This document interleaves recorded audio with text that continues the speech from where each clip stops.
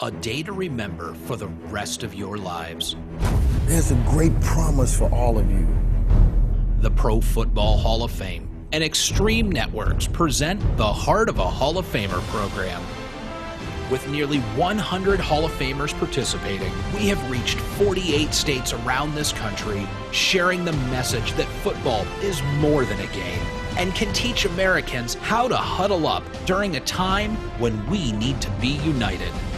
It's time for America to take a real deep dive. Not at no one else, but at yourself individually. If you want to change America, don't brush your teeth with your head down. Look at who you are and be the example. Be the example. An opportunity to meet and learn from one of the greatest football players of all time. But more than that, the chance to see that their Hall of Fame life wasn't given to them. Single-parent homes, drug-infested neighborhoods, and poverty. I grew up in a neighborhood that was considered one of the worst in America, and the household I grew up in was one of the worst in that neighborhood. By the time I was 20 years old, I knew at least 30 friends or family members who had lost their lives. Football became like a second parent to me. It taught me the things that my father wasn't there to teach me, and that my mother, as a struggling, single-parent woman, just didn't know to teach me. But they learn how to live a life of character before pursuing their football careers. Today, you will learn you can do the same that they once did. Making good decisions can lead to a prosperous life both on and off the field. Your game for life has already begun. It's your decision whether or not you want to be a successful student, son, daughter, brother, or sister. Every one of you can have a Hall of Fame life, whether or not you play football. You can be as great as you want to be. The Hall of Fame is all about integrity, character, and excellence. You have the opportunity to represent yourself that way. You determine your character. Welcome to a once-in-a-lifetime program, the Heart of a Hall of Famer.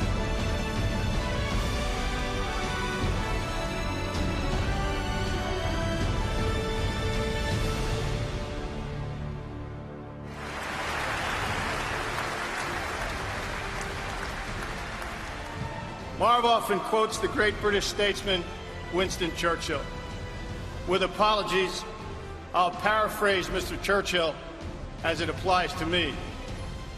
Never has one person owed so much to so many. Time precludes me from mentioning all who deserve my thanks. Please know, however, be you player, coach, scout, staff member, family, or friend, you are in my heart today and every day. Football is the ultimate team game. At every club, we had a special group of dedicated professionals, trainers, doctors, equipment men, videographers, groundskeepers, security, clerical, and public relations staff, largely unknown to the public, but certainly not to me. I'm grateful to every one of them. The impossible dreams have all come true. I began by paraphrasing Churchill. I'll close by quoting the pride of the Yankees, Lou Gehrig. Today, I am the luckiest man on the face of the earth. Thank you.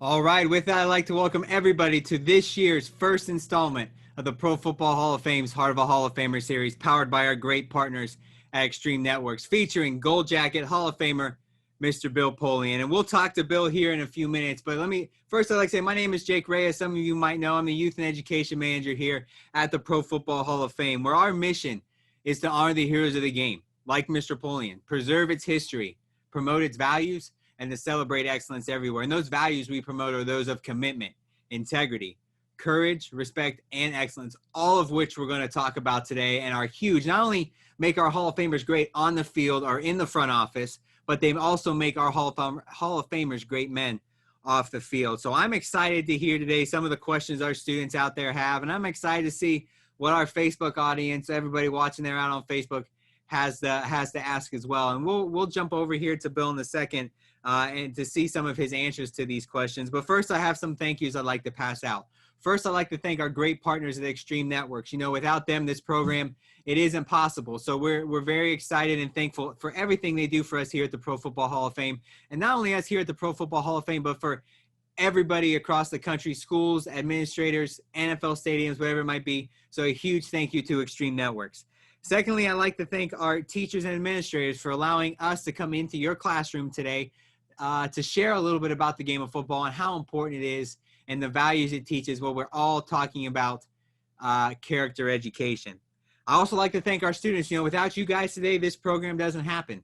So I'm really looking forward to all the questions you guys have today. Hopefully you did your research and your homework on Mr. Polian, and you come prepared with some great questions for him today. Lastly, if you're watching us on Facebook Live, make sure to comment, add a question in there. If you're a student watching, make sure you put your name, your school, where you're at, and then ask your question, and we'll do our best to get that question in as part of the program. I got the Facebook live stream pulled up here right beside me, so I'll be monitoring it, watching it throughout the entire program. So we'll hopefully have some questions for there. So without further ado, I'd like to go ahead and welcome Mr. Bill Polian, Gold Jacket Hall of Famer, Mr. Bill Polian. Mr. Polian, thank you so much for connecting in with us today. Well, thank you. It's an honor to be with you, if only virtually. I wish I was there in person, but that's not the way things work these days. So I'm happy to be with you under any circumstances. Well, we appreciate you connecting in for sure. First question I have for you, and we like to start this out with all of our programs, is, you know, we mentioned those 5 values: commitment, integrity, courage, respect, and excellence, our Hall of Fame values. Now, we ask these to people who played on the field, and you get a lot of the same answers, but for somebody who spent all of their NFL career, you know, in the front office, which one of these values is most important to you and why? Well, I think they're all important, really. You know, in terms of commitment, if you're going to be a success at anything in life, you have to make a commitment to something larger than yourself. It isn't about you. It's got to be about others. And we see that every day today with our first responders, with our military, people that volunteer to go into harm's way, whether it be disease or combat, it doesn't matter. If you have a commitment to something larger than yourself, the interesting part of that is that you're going to get more out of it than you put in. That's for sure. Integrity is really important. Tony Dungy used to tell our players, integrity equals trust. If I can accept your word, then I will trust you, and I can go into battle side by side with you. If trust is broken, then the chain is broken. You can't have a good team. So integrity is critical in that area. Courage. Look, it takes physical courage to play football, whether it's at the small college level as I did, or whether it's in the NFL. It still takes physical courage.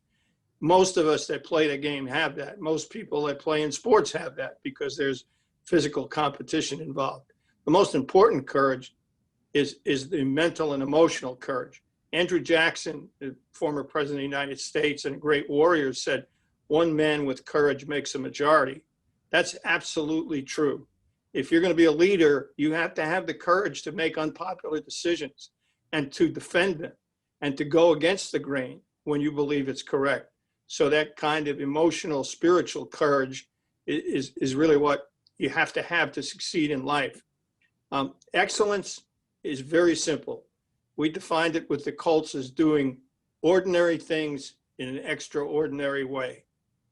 You strive for excellence, but there's no way to gain excellence except by doing ordinary things in an extraordinary way, taking care of the little things. If you take care of the little things, the big things will take care of themselves. So being on the details every day, whether it's on the football field, the basketball court, the classroom, the workplace, it doesn't matter. Be on top of the details, do them in an extraordinary way. And you'll pretty soon you'll find out that you're pretty darn good. That leads to excellence. And then finally, the most important one of all, respect. It's never been more important in my lifetime, and I'll be 78 years old in December. It's never been more important in my lifetime than now. And for those that are Christian, you'll recognize this. In the Bible, we have what's called the Golden Rule. Treat others as you would wish to be treated yourself. And virtually every other religion has some form of that.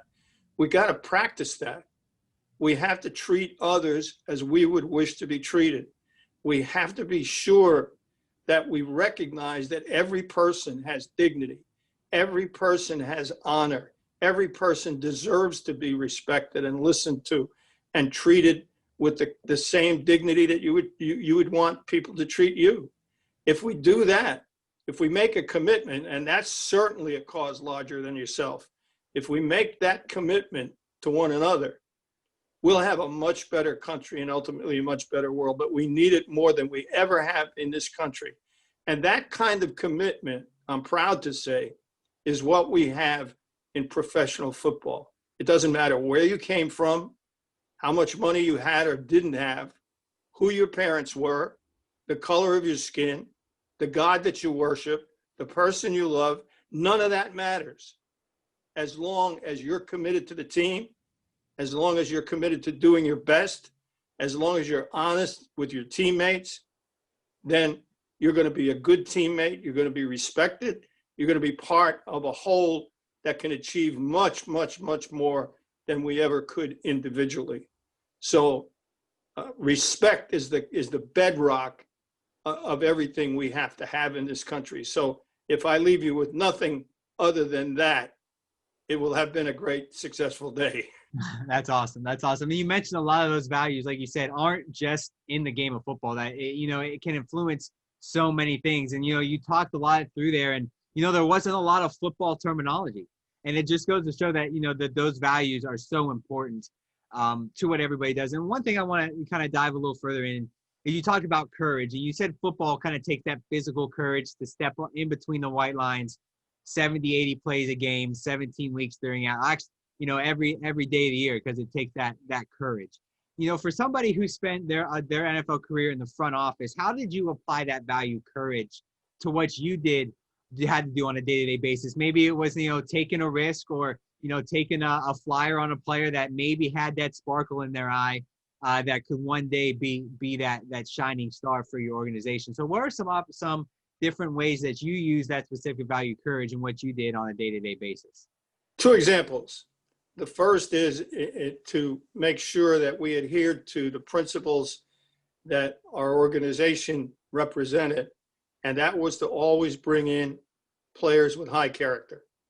There were many examples during my career where the media or fans or even people in our organization wanted us to take player X, and player Y might not have been as good a player by small degrees, but nonetheless not as good a player, but a better person who embodied the values we just talked about at the top of the show. And oftentimes, in fact, almost always, we took the player who embodied the values that we felt were important. And you're going to get criticized. The general manager gets criticized for every signing. That's the way it is. That's you don't get any credit for that. That's the part of the job. But the fact of the matter remains that you got to stick to your guns and not compromise those values. And you'll get criticized. People are going to say that's the wrong choice. No, you're too much emphasis on character. We just want to win football games. I learned from my mentor, Marv Levy, that you can never put enough emphasis on character. And sometimes it's hard to do that, but you got to do it. That's what intellectual, emotional courage is about. And then the prime example is Peyton Manning versus Ryan Leaf. There are a lot of people out there now that have amnesia that don't remember that. But the fact of the matter is that the vast majority of people in the media and the vast majority of fans thought that Ryan Leaf was the better pick. Coach Mora, myself, Coach Moore, others in the organization thought that Peyton was the better pick.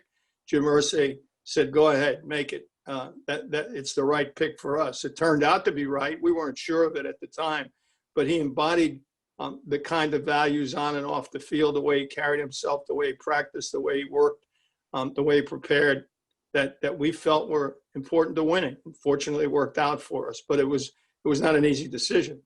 I would say that picks work out pretty well. And actually, one of the questions we had coming in from our students in Miss Barber's class at Eastern Suffolk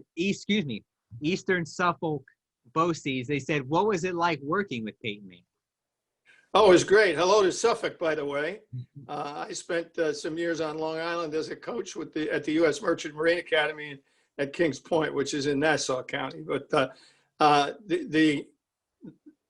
Peyton Manning was an incredible guy to work with. Number one, he was a perfectionist.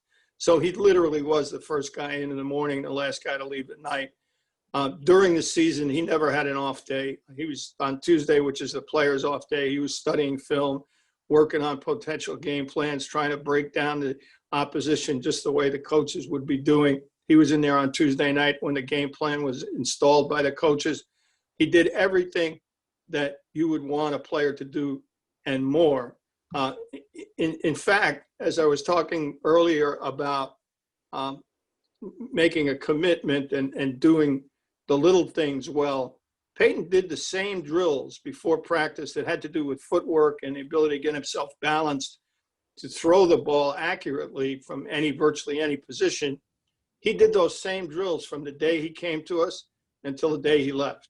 It didn't matter whether it was Friday before the Super Bowl or Friday before a practice in training camp or in mini camp in the spring. He did the same drills every day in order to make sure that he was as prepared as he possibly could be physically. So, because he wasn't the most physically gifted passer there's ever been, but he made himself into one of the greatest players of all time because of that commitment to fundamentals and the commitment to doing the little things right. As a person, as fine a person as you'd ever want to be around, the kind of jokester that you saw on Saturday Night Live or in the commercials that you see him in these days, or in his trips around the football world on ESPN in Peyton's Place, that's another side of his personality that's real. That's really what he's like. He's a great practical joker. He's got me a few times. He gets most everybody, but that side of him is only revealed. It was hardly revealed when he was playing. Only now, after he's finished, you see more of it. But he's fun to be around, in addition to being a great player. You know, I'm glad we talked about, Mr. Peyton Manning. We talked a little bit before we came on air. The Hall of Fame is announcing the 100-plus modern era finalists for the class of 2021 at 1:05 today. So if you're watching us on Facebook, stick around the extra 10, 15 minutes. You'll see a big announcement come across. I'm not a betting man. I don't get a vote. But I can almost be certain that Peyton Manning's name is going to be on that list, since he is eligible, first-time eligible member for, the class of 2021. And you look at guys like Peyton, Edgerrin James, who came in 2020, Marvin Harrison, Tony Dungy, that core of that great Colts team. What did you see in all of them that really made the organization succeed? Or was it just based on that high character that you kind of set as the number one priority when you're looking to bring people into the organization? Well, in professional football, you have to have ability. There's no substitute for ability because it is the highest level of football. So anybody you're considering really has to have really good ability. So it's not a question of ability. It's really a question of other things. And so Edgerrin James is a prime example. The world expected that we would take Ricky Williams, and we took Edgerrin James, and it was not a popular choice. I can assure you that. The public relations director, after we made the choice, said to me, "The switchboard is blowing up, and they're blowing up at you." And we all laughed because we knew that we'd taken a guy that the public didn't know because he hadn't been on television that much. The University of Miami was on probation, so they didn't make many television appearances. Ricky Williams was the star of every show during the season.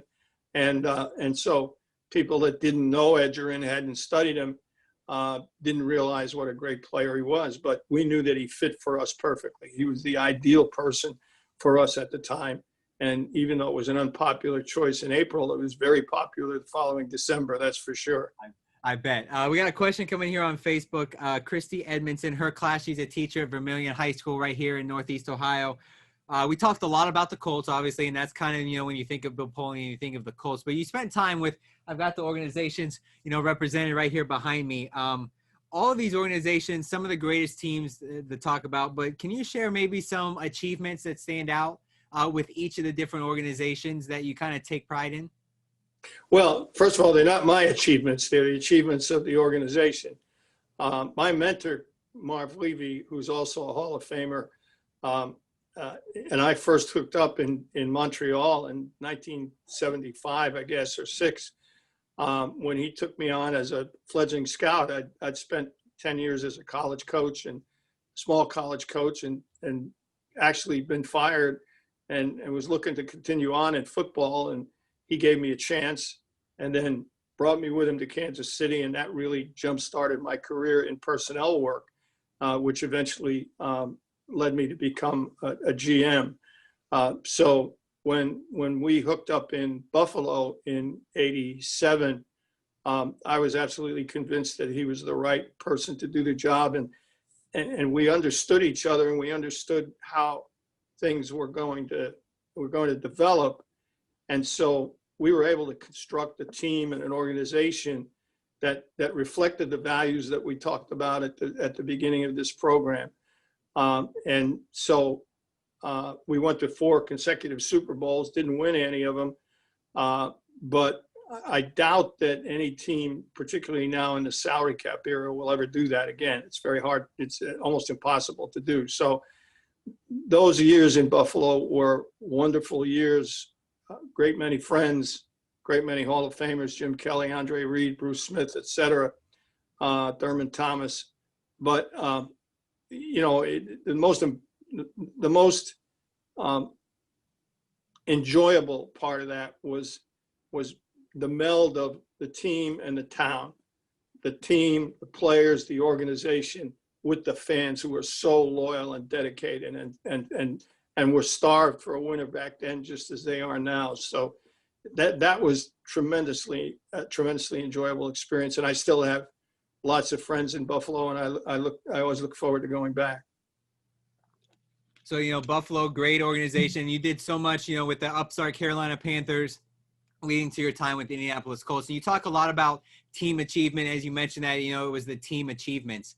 But there is some individual awards, you know, as part of the game of football, one of which you got the gold jacket on right there. And another is that bronze bust that goes on display here at Canton, Ohio. For those of you that don't know, if you're enshrined here at the Pro Football Hall of Fame, you get 3 iconic pieces. You get the Hager gold jacket that Mr. Polian's wearing today. You get the K Jewelers Ring of Excellence, and that bronze bust that's going to last 40,000 years in Canton, Ohio. And part of our program today is we actually want to take a look at that bronze bust. So I've got my coworker, Youth and Education Coordinator Nathan Martin, out in our Hall of Fame gallery, is in front of a bust, Bill, that's going to look very, very familiar to you. So Nathan, are you there? Yeah, Jake, thank you for sending it out here. And like you said, I'm here today in the Pro Football Hall of Fame gallery. And as you guys can see, I am surrounded by these bronze busts. Currently, we have 326 bronze busts here on display, and we've got spots for 346 for our class of 2020. But like Jake said, I'm right next to Bill Polian's bronze bust here. And to put that in perspective, how special it is to have a bronze bust here in Canton, Ohio. In the history of pro football, there have been 300 million people that have played the game at all levels. 5 million have played the game in college at some point. 29,000 have played, coached, or administered the game at the professional level, and we only have 346 people that are Pro Football Hall of Famers, Bill Polian being one of those. Polian spent 32 seasons in the NFL, during which he earned the reputation of rebuilding franchises into dominant playoff teams.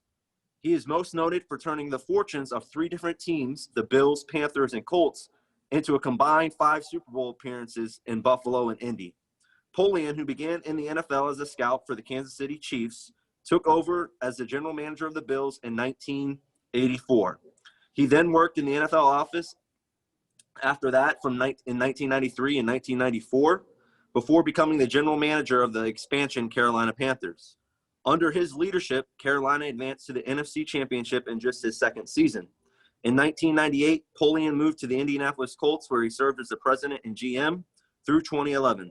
During his tenure, the Colts experienced great success that included 8 division crowns and 2 Super Bowl appearances, highlighted by a victory in Super Bowl 41. With Polian at the helm, the Colts advanced to the postseason 11 times during a 12-season span and posted 10 or more wins in each of those playoff years. As you guys can tell, Bill Polian had a career well-deserving of a bronze bust here in Canton. Jake, back to you. Thanks, Nathan. And we talk about all those great awards and accomplishments there. And you've been a Hall of Famer now for a few years, but what has kind of been the most significant thing that you either got to be a part of, you got to go to, or what was that feeling when you got that gold jacket? Gosh, it's hard to put into words. It's a culmination of a career to begin with. But think of it, here's the way I thought about it. The odds of my ending up in the Hall of Fame in Canton were probably 1 in 10 million. And that may be conservative. I was a small college player, small college coach, nondescript scout, worked in every league there was to work in just trying to get to the National Football League. And then finally, in my mid-40s, I became a general manager after having been in the league for a while. Again, laboring in the vineyard, as the saying goes, with no notoriety and no particular level of success. And then all of a sudden, I'm blessed to work with Marv Levy and Jim Kelly and Bruce Smith and Andre Reed and Thurman Thomas and on, great coaches. And we achieved a great deal in Buffalo. Got a chance to work under Paul Tagliabue in the NFL office and learned a great deal from him. Went to Carolina, got a chance to start the franchise there, again, with great coaches, great players. And then finally got an opportunity to go to Indianapolis, drafted Peyton Manning, drafted Edgerrin James, incredible coaching staff. Jim Morris started it out. Tony Dungy came in and finished it off along with Jim Caldwell. What a tremendous opportunity and tremendous luck to be able to work with people like that, especially Tony. And we ended up winning a Super Bowl and going to another. So the teams that I built have been to 6 Super Bowls, winning 1, and 8 championship games. So, when you add that all up, you say, well, gee, that's a pretty impressive record. For a guy from the Bronx who had no chance at all of ever going to the National Football League, much less being part of something that big, I am really, really, really fortunate. And that's why I echoed Lou Gehrig in my acceptance speech, which you showed, which is, I'm the luckiest man on the face of the earth. Having said that, the emotion of being in the Hall of Fame is one thing for the recipient, the honoree, but I never realized what it meant to the family. My children and grandchildren were just over the moon. It was the greatest thing that ever happened in our family. And I never thought that the reaction would be that way. It was heartwarming. It was emotional. One of the most prized possessions I have is with all of the family, children, my wife, my grandchildren, all posing with that bust. So that was probably the most gratifying moment of my entire life, not because of the award that I received, but because it meant so much to the family. Yeah, it's always cool to see the family's reaction along with everybody who, the gold jacket who's being enshrined. We got some other questions coming in from our schools. We actually got one. We have video. And I know Mr. Wise, he put the question in the chat, but I want those students out there at the Hempfield School District go ahead and ask it in person. So go ahead and there at the Hempfield, Mr. Wise, have your students ask a question. All right, put it in the chat here. Mr. Pollian, thanks for joining us today. We're stoked to be a part of this program. What are the different challenges you faced with an expansion team versus an existing team? Well, with an expansion team, you know, you're dealing with a whole group of players who are all brand new, every one of them. 90 players that you're going to camp with, most of whom don't know each other, who've never played together before, who you've never worked with before in large measure. So the most difficult task is getting everybody on the same page, getting everybody to believe in the same set of values, getting everybody to do things that you think are important that they may not have done before. And we were fortunate enough to have Dom Capers as our head coach and a guy named Joe Pendry as our offensive coordinator, and Vic Fangio, who's now the head coach of the Denver Broncos, as our defensive coordinator. And Dom particularly was so skilled and so great at recognizing everybody's dignity, everybody's desire to succeed, everybody. He treated everybody in a way that was welcoming and open and honest, and everybody bought in. I thought that would be our biggest problem, but because of Dom, it wasn't. We became a cohesive team pretty fast because we had concentrated on trying to bring guys in who had high football character, and that certainly panned out. We were fortunate enough to go to the NFC Championship game in our second year, which had never been done before. Unfortunately, we lost in Green Bay to the Packer team, that Brett Favre's team, that eventually won the Super Bowl, but still a great accomplishment, and largely due to Dom and the coaching staff, because how quickly they melded all those guys together in a team. And it proves beyond a shadow of a doubt that, you know, the more teamwork you have, the more togetherness you have, the more buy-in you have, the better off you are, the better off you will be. That's you know, the old saying, there's no I in team. That's exactly correct. That's great, because you say that, and I immediately think, you know, that applies not only to football, but as we've been saying, that applies to everything. You know, a cohesive group that's together and on the same page, you know, works way better together, no matter if it's an office setting, a classroom, a school project, the football field, whatever it might be. It's cool to see that those, you know, are cross, you know, subject there. Got another question here from our folks at Eastern Suffolk. This is specifically from Brandon. He asks, how did success impact your relationships? Oh, wow. That's a great question. It's a deep question. Yeah. This is a great question. I think that you can let it erode relationships. You got to guard against that. But I think the more success you have, the more cohesive and the more bound together the group can be, if you just continue to point out that we're all in this together.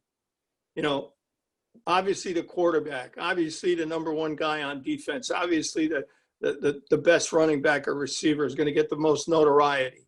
They're probably going to get commercials. You know, they're going to be represented in public a little bit more than everyone else. But their obligation is to make sure they remain good teammates. And every team I was on, we had that. There's no question about that. And then the team's obligation is to remember that, you know, everybody contributes to this. And as an organization, we really tried very hard to live that, not only preach it, but to live it. So, for example, in Indianapolis, we would never venture into the free agent market if we were going to pay a free agent more than we paid the starter, the quality starter at a similar position. We just weren't going to do that because those were the guys who got us there. The final part of that question, and it is such a good question, is that you develop lifelong friendships. And that, for a general manager, that's really hard, because I used to tell the players every year when I spoke to them at the outset of training camp, listen, this is a terminal profession for all of us. Tony Dungy used to say, this is not your life's work. It's a stopover, and a very pleasant one, on your way to your life's work. So that sooner or later, you're going to have to let players go. And for me, to even face the prospect of letting players go who did so much for you over time it was really hard. That was the hardest thing I had to do. And I'm still friendly with almost all of the players that played for us. I have such great respect for them. But that friendship grows. And the nice part about professional football is they come in at 21 or 22 and they get married. And if they stay with you, you see them, their children grow. And then years later, you see their children play. but it's fun, you know. It's as though you're part of a much bigger family, and that's one of the benefits of success, because if you have success, you stay together for a long time, and that's a wonderful blessing. We got another question here from Eastern Suffolk. This is from Mr. Gallo's class. He said, in terms of preparation, on an average, how many hours of a week did you spend preparing for next week's game? And that might be a little different for a GM role because it is a 365 day job. But on average, you know, what did a typical work week look like for you? It was close to 100 hours. You know, you're going, first of all, from the time you go to training camp in July until the time the season ends, whenever it ends, which is hopefully in February at the Super Bowl. Oh, yep. Most of our years in the playoffs in January, you're working 7 days a week. There are no off days. The bye week is not an off week. You still work. For people like myself on the personnel side of things, you're out scouting every weekend. And sometimes during the week, and certainly for the entire bye week. The coaches are working all the time. So it's 7 days a week, roughly 100 hours a week for pretty close to 6 months. And then you take a brief time off, and then you're back to 6 days a week, and probably 75 to 80 hours a week when you get ready for free agency, for the draft, mini camp, et cetera. So the only time off where you don't work at minimum a 6 day week is 14, 15 hours a day would be in June and when you go on vacation. Which has to feel like a lifetime when you're working 100-hour weeks for sure. You know what? People ask me that. I say, never worked a day in my life in the National Football League. Amen. I love that. Love that. We're going to kind of shift gears here.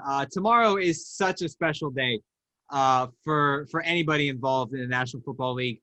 For those of you that don't know, or you might know, tomorrow, September 17th, 2020, is the 100th birthday of the National Football League, which was started right here in Canton, Ohio, right in our backyard here at the Hall of Fame, 100 years ago at Ralph Hayes Car Dealership in downtown Canton, where owners came together. They formed the rules for what we now know as the NFL. So this is a huge day. As our president, David Baker, is a once in an every other lifetime opportunity for somebody to see the Centennial of the National Football League. So personally to you, you know, the NFL means so much to everybody, especially today with everything, the pandemic and all that everybody has gone through, kind of brought some sort of normalcy back to society. So to you, what has the NFL meant to society over these last 100 years? Well, it has become a bedrock of American society. We all look forward to Sunday or game day, as the case may be. We certainly know how we missed sports in general during the time that they were gone. That pointed out what a place they have in our society. And the National Football League is at the top of that pecking order of sports in our society. I was also somewhat, I shouldn't have been, but I guess I was somewhat shocked by the efficiency, the dedication, the verve, the ferocity with which the players played this past weekend. It was obvious that they missed it. You know, they missed being out there playing. They missed being out there doing their thing.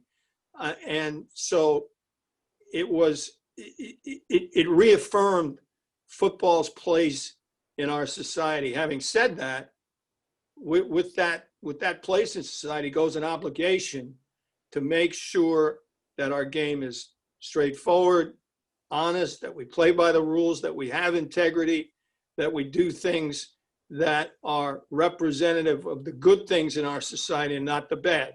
And again, this past weekend, I was incredibly gratified to see all of the efforts that all of our teams and all of our players, most importantly, the players, went toward to trying to bridge the gap in social equity that we have in this country. So, we are leaders. There's no two ways about it. When you get the kind of television ratings that we get, when people come together as a unit in a city and an area to root for their team, it's an important social component of our society. So we got to make sure that we lead the way, as we did this past weekend. I've never been prouder to be an alumnus of the NFL than I was this past weekend with the way our players both played and conducted themselves. It was great, definitely great to see, and great to see all the teams come together in that form of unity. Thursday night, Monday night. I got my weeks all messed up, but it is definitely cool to see everybody come together. So, we've seen the past 100 years and all the changes the game of football has gone through. What do you see for the next 100 years? What's the game going to look like? Is there something that if you had the opportunity to change, is there anything you would change? What does that next 100 years look like for the National Football League? Well, the answer is I don't know, and I won't be around to see it. But I do know history. And what history tells us is that over time, our game has evolved two ways. One, it has become more spatial in the sense that the field is 53 1/3 yard wide. Back in 1920, we only used about 17 yards of that 53 to play the game. Now we use all 53. We play sideline to sideline. Back in the early days, we ran the ball about 80% of the time and punted it the rest. The forward pass was illegal. And now we throw the ball well over 60% of the time. So the game evolves. And as it evolves, coaching genius comes to the fore. Bill Walsh invents the West Coast offense. Tony Dungy invents Tampa 2. You have varying degrees of expertise in coaches affecting the game and how positions are played. Back even in the 60s, when I was a young man watching the game and aspiring to be in it, there were no such thing as pass rush moves. Now we see pass rushers doing things that you never thought a human body could do, and yet they do them on a weekly basis. So the game evolves because of coaching. And so if I were to become commissioner, and I spent 20 years on a competition committee, which makes the rules, I would say, let the game evolve. Let's don't try to create something that may not be right. Our coaches will figure it out. The game will evolve just as it did throughout history, as it has now. The other thing we've done where we can affect it is safety. We need to bend every effort. And by the way, the game's never been safer than it is today. But we need to continue to bend every effort we can to come up with new and better ways to practice, new and better ways to keep the game safe on the field, new and better ways to make sure that our athletes are as finely tuned as they can possibly be, and with the best nutrition and science that we can bring to the table. That, I think, particularly on the injury front, if I had one thing that I could decree by fiat, if you will, it would be that we bend every effort we can, analytics, money, science, sweat equity, anything we can do to come up with newer and safer equipment, newer and safer ways to play the game, because it is a great game, and the safer we make it, the more people are going to want to play it. Absolutely, absolutely. We got about 5 minutes left, so we'll just wrap up here with one question. Like I said, we gotta be ready for that 105 announcement of all of our new potential class members that could have a bronze bus, just like you, right here in Canton, Ohio. And so we like to wrap a program, and every program we do here at the Hall of Fame, with kind of the same question, because I think it can speak to generations who are tuning in, both the students who are watching, from their classroom or from their house if they're doing their school remotely, and as well as everybody tuning in on Facebook. And you mentioned it a little bit at the beginning, but if you could leave everybody watching today, everybody that tuned in, one piece of advice, one thing to take away from today's program, what would that piece of advice be? Well, it would come in two pieces. Number one, follow your dream. Don't let anybody tell you that you can't achieve it. Because if you're willing to work and you're willing to absorb some blows along the way and keep climbing the mountain, you can get there. I'm living proof of that. And secondly, make sure that every single day you do something to help somebody else. Follow that golden rule.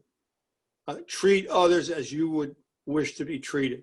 Reach out and help somebody else. It doesn't matter how small or how large that effort is, but make sure that you follow that golden rule, because if you do, you're going to make so many friends that are going to help you achieve your goal.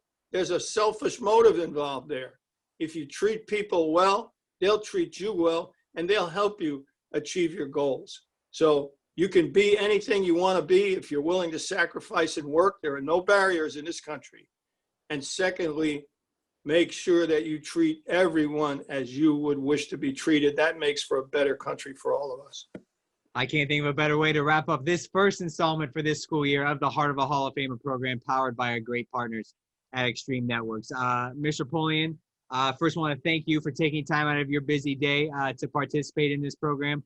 As our president and David Baker says, we want to thank you for everything that you've done, not only for us at the Hall of Fame, but for the game of football. I like to say, the game of football as we see it today would not be the same, would not look the same without the impact of not only all of those who play it, but all of our Gold Jackets as well, especially coming from the front office, had a huge impact on the game itself. So I want to thank you for everything you've done for the game. Thank you for everything you've done for here at the Pro Football Hall of Fame. Before we let you go, just a couple quick announcements. Like I said, at 1:05 today, tune in to all of the Pro Football Hall of Fame social media channels. We'll be announcing the class of 2021 modern era selection, which is over 100 individuals. Now, this will be continued to be whittled down to our class that is going to be enshrined in August, announced at the Super Bowl. But this is the biggest list that you'll see, and you'll probably see some names of some of the guys you watch, maybe some of the guys who played under Mr. Polian in his tenure. So make sure you tune in and look at that. Also, make sure you tune in to all of the Pro Football Hall of Fame social media channels to stay up to date with all the great content we have going on here, especially, tomorrow night with the NFL's 100th birthday, the Centennial celebration. If you watch the Thursday night game, you might see our president, Mr. David Baker, after halftime of that Thursday night game. So make sure you tune in and see all the cool stuff we have going on here in Canton, Ohio. If you're a podcast listener, make sure you subscribe to our podcast here at the Hall of Fame called The Mission, hosted by our coworker, great friend, Mr. Jameer Howerton, who Mr. Polian has been a part of that. He interviewed so many Gold Jackets, NFL legends, about their time in the NFL and everything that they have to say about their career. So make sure you tune in to all of that. Lastly, and most importantly, Mr. Polian, thank you so much. Everybody, let's give one last big round of applause here to Mr. Bill Polian. Thank you so much for everything you've done for us here at the Pro Football Hall of Fame, for the game itself. For everybody tuning in, thank you so much. We hope to see you here all soon at the Pro Football Hall of Fame in Canton, Ohio. Thank you, everybody.